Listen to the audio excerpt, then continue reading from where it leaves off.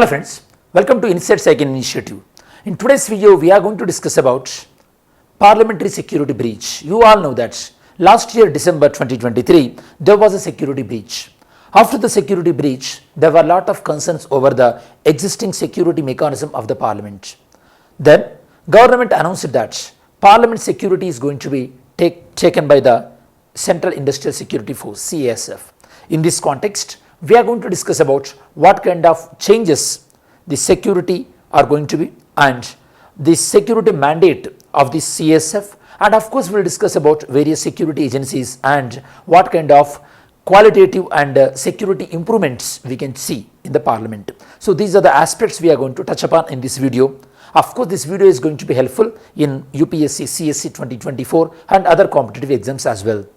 So without any delay, first let's see the title of this video. That is, CISF takes control of the parliament security.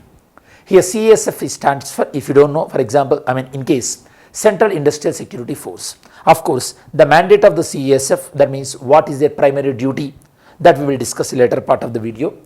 These are the learning objective, the context of the video, background of the video we will discuss, and what is the CISF and what is the mandate of the CISF, existing security systems in parliament, because when you are discussing that the new security system is taking control of the parliament means you have to know what is the existing system. So where the existing system failed, that we will discuss. This the security breach, it was done by the few people. They came into the Lok Sabha on the pass of the on the name of the passes issued from the one of the MP from the Karnataka only. Actually, he is not contesting in the present Lok Sabha elections. If you are from Karnataka, you might have known his name as well. Next, Central Armed Forces and what are the agencies comes under the Central Armed Police Force we will discuss. Regarding the syllabus mapping, this is related to General Studies Paper 3 Internal Security. Let's see the context. CISF force, they has replaced the Delhi police regarding the security related to parliament. After the security breach occurred in December 2023 and CISF asked to take control of the security of the parliament complex. This is the context. Okay. Regarding this, first as an aspirant you have to know what happened in the December 2023. In December 2023, there was a security breach reported in the newly constructed parliament. That is, in parliament within Lok Sabha, the security breach was happened. Okay. The new parliament was inaugurated on 28th March 2023 and the security breach was happened on 13th December 2023. In fact, the 13th December 2023, it was one of the anniversary of parliament attack. Parliament was subjected to dreadful attack in 2001. Regarding that particular case, Afzal Guru, who was the prime accused, of course he was convicted later, he was sentenced to death as well. The parliament attack was happened on 2001 December 13, same day. Two people, they carried certain spray canisters and they jumped into the Lok Sabha chambers during the 0 hour. Tell me guys, which comes first, 0 hour or question hour? 0 hour from the visitors gallery, and later they confessed that they tried to do protest on rising unemployment and unending ethnic violence in Manipur. Of course, and the farmers issues as well. On these issues, they would like to convey the protest. Regarding that, they conveyed protest in this way. Okay, that during the Britishers' time also, people like Bhagat Singh, they tried to express the protest against the Britishers by throwing this dummy bombs on the Central Legislative Assembly. Because of that, and even they surrendered themselves, they did not escape. This kind of protest you will see generally. Next, CISF, after the security breach, CISF asked to take control of the parliament security. The CISF stands for Central Armed Police Force. It was established in 1968 according to the act made by the parliament, that is CISF Act 1968. Based on this act, it was established in 1969. The aim of the CISF is providing the integrated security cover over sensitive public sector undertakings. The most important thing here you have to understand, CISF can provide security to private personnel also. If they pay the certain expenditure, obviously private personnel, they can request. There are certain private companies like Wipro, Infosys, they are availing the services of CISF by paying certain amount of the payment. Present strength holding by the CISF is 1,63,590 and CASF comes under the administrative control of Ministry of Home Affairs. This is also very important. CASF headquarters in New Delhi. Operations. CASF mainly given the responsibility to protect critical infrastructure in India like atomic power plant, space installations, defense production units, mines, oil fields, and they also offer protection to VIPs in the form of the Z plus Z, Y, X category, and they also provide protection to fire wing to around 104 establishment and air force security after the flight hijacking of IC-814 from Kandahar, to Kandahar from Kathmandu. Private sector can avail their services. Of course, sometimes they will go with the overseas deployment on behalf of the UN stabilization missions like in Hayati.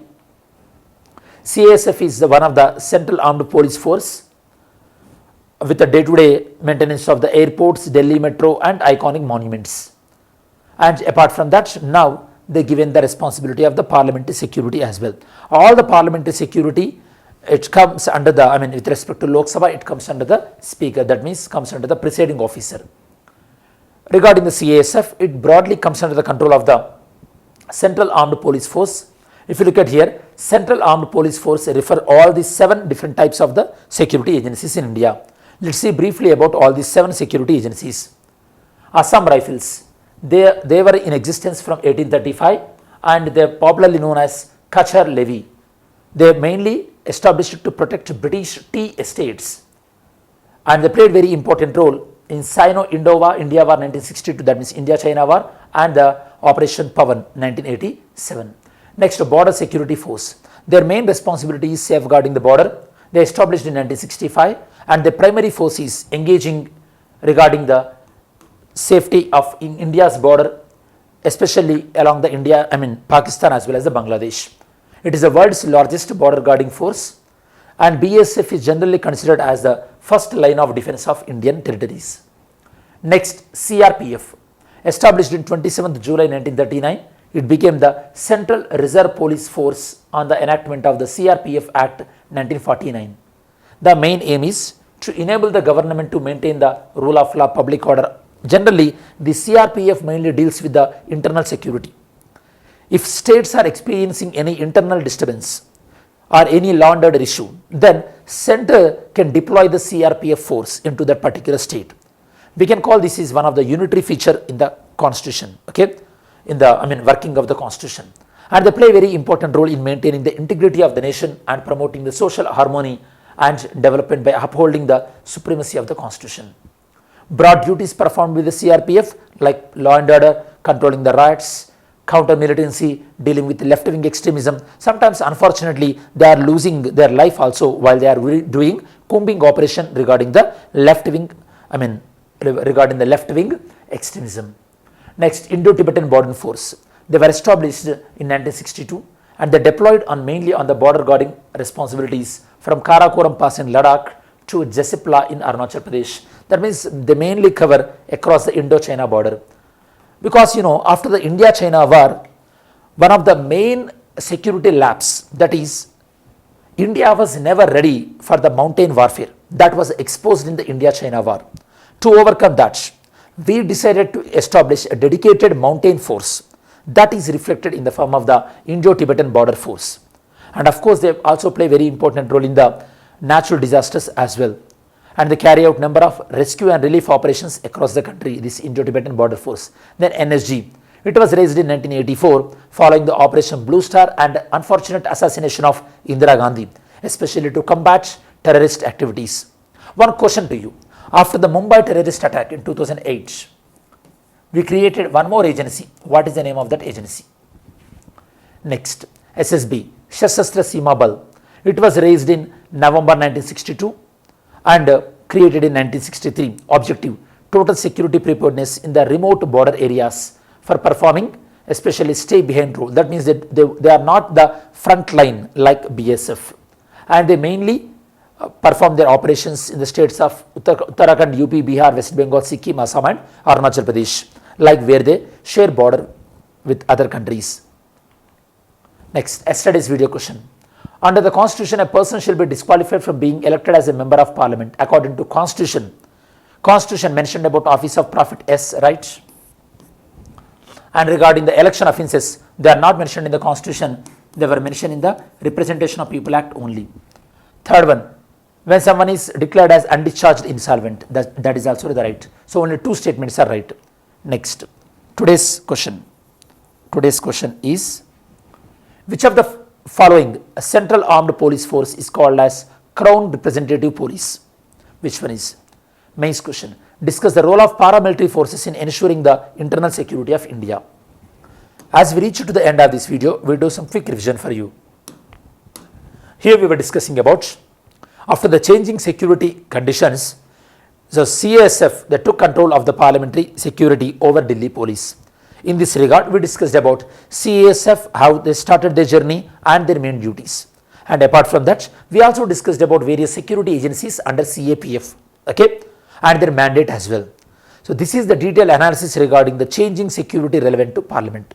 I hope this video is useful in your preparation. Thanks for watching this video. Have a great day. Jai Hind.